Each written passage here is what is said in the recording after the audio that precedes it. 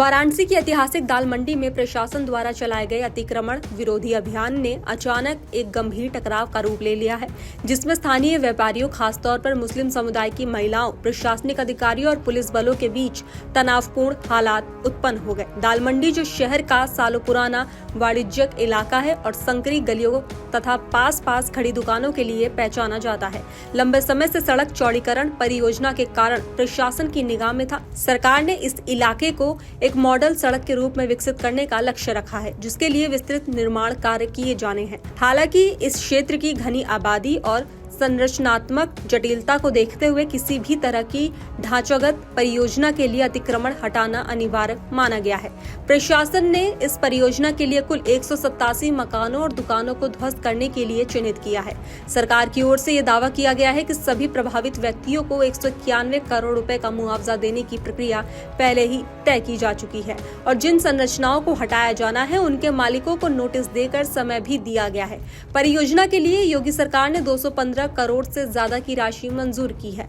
इस सड़क के रास्ते में 6 मस्जिदों के कुछ हिस्सों को भी हटाए जाने की आवश्यकता बताई गई है, जिसके कारण समुदाय में संवेदनशीलता बढ़ना स्वाभाविक है।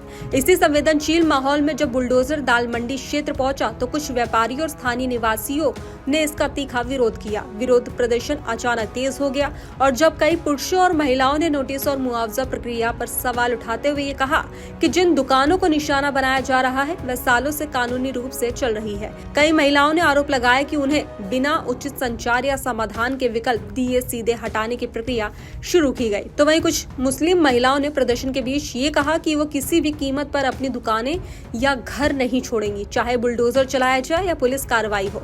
स्थानीय लोगों का कहना है कि जब बुलडोजर तैनात हुआ तब कुछ पुरुषों ने महिलाओं और बच्चों को आगे कर दिया ताकि प्रशासन मजबूरी में कार्रवाई रोक दे। इस दौरान प्रशासनिक अधिकारियों और प्रदर्शनकारियों के बीच धक्का मुक्की की स्थिति तक बन गई।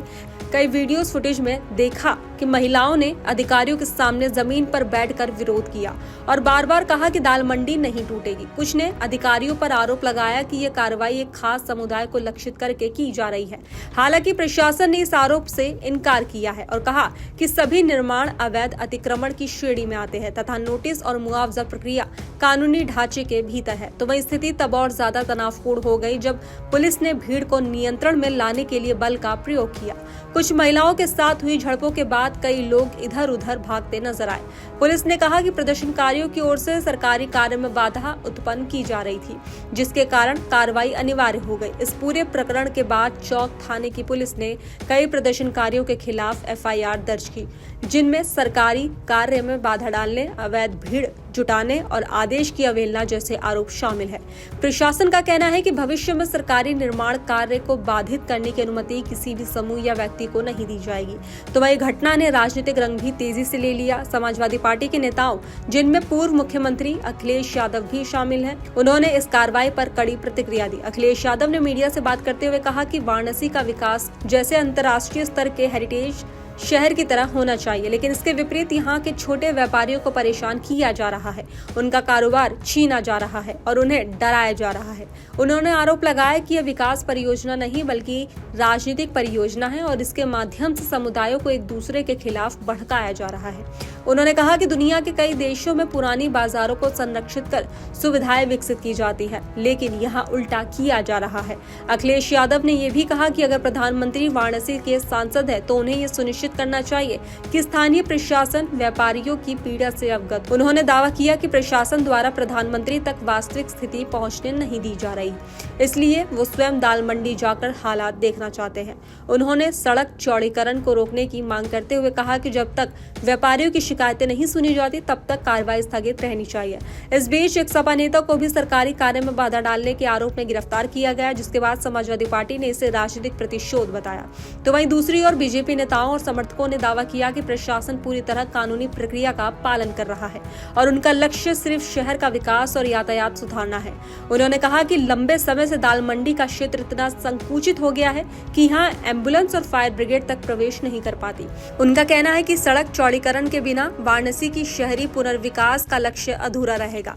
इस पूरे घटनाक्रम ने एक बार फिर से उत्तर प्रदेश में बुलडोजर राजनीति को राष्ट्रीय बहस का विषय बना दिया है। विरोध करने वालों का कहना है कि बुलडोजर का इस्तेमाल राजनीतिक प्रतिद्वंदियों को लक्षित करने या अल्पसंख्यकों पर दबाव बनाने का औजार बन चुका है, जबकि सरकार के समर्थक इसे कानून व्यवस्था और विकास कार्यों को तेज करने का प्रतीक बताते हैं। दाल मंडी में हुई घटना इस बहस को नए आयाम देती है, क्योंकि यह मामला अवैध अतिक्रमण, धार्मिक भावनाओं, ऐतिहासिक बाजारों के संरक्षण और आधुनिक शहरी योजना चारों तत्वों से एक साथ जुड़ा हुआ है। तो वहीं वर्तमान में प्रशासन मुआवजा प्रक्रिया को पुनः स्पष्ट करने, प्रभावित व्यक्तियों के दस्तावेजों की दोबारा जांच करने और आवश्यक संवाद स्थापित करने की कोशिश कर रहा है।